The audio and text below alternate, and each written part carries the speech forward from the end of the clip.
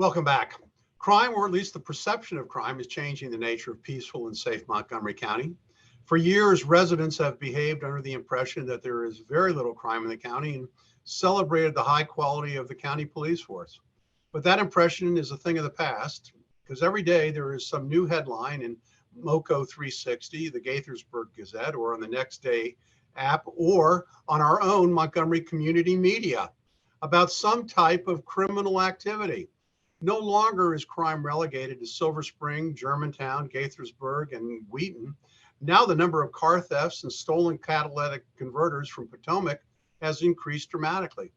Mark, just last Tuesday, an armed carjacking occurred outside the Whole Foods Market in North Bethesda, a block from my office, somewhere I walk on almost a daily basis. And for those that don't know the area, it's tiny. It's a small triangle of retail across from what was once a mighty White Flint Mall. It's almost unimaginable that there would be a carjacking on these narrow streets with designated bike lanes. What's going on? Well, I'm very familiar with that area and have shopped there and dined in that area. So yes, that cuts home, and it highlights that lack of safety that folks feel increasingly in Montgomery County. And this goes to the, we pay high taxes, we expect the services. People are scared. So Nancy, in the past 2 days, there was a shooting that led to a murder outside of the Wheaton Metro and another armed robbery in Chevy Chase. Statistics show that violent crime is up in Montgomery County, and it rose 17% down county. And in the meantime, police staffing is declining, and the county council, the county executive, to be fair, they don't seem to have any answers or clue how to fix it.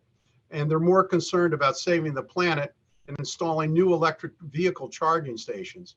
What realistically can be done?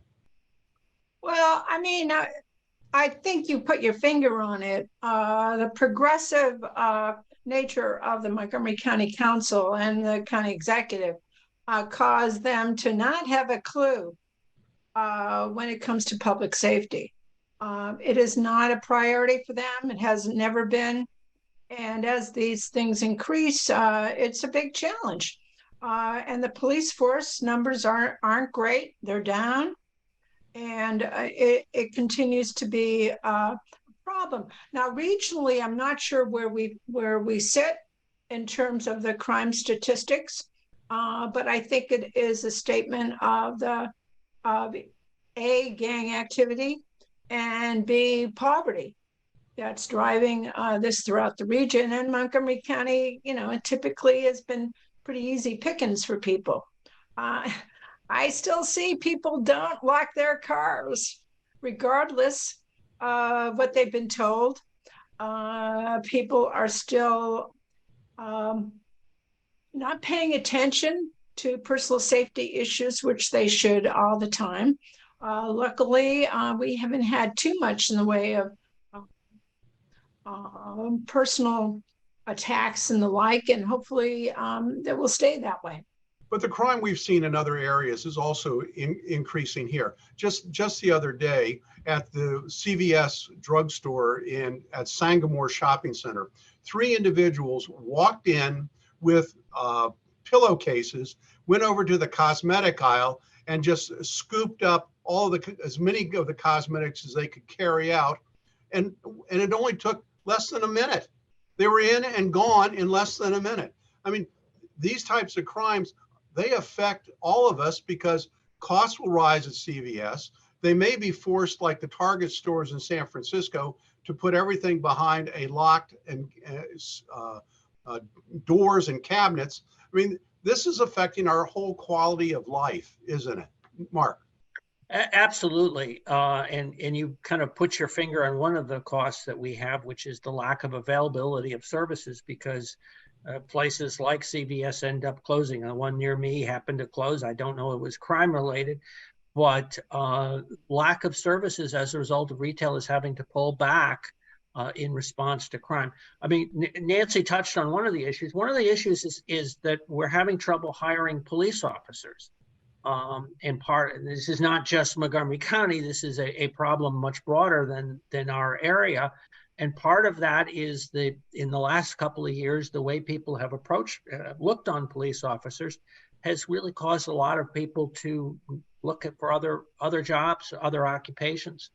And without, well-trained, competent, professional police officers, we really don't get the law enforcement that we deserve.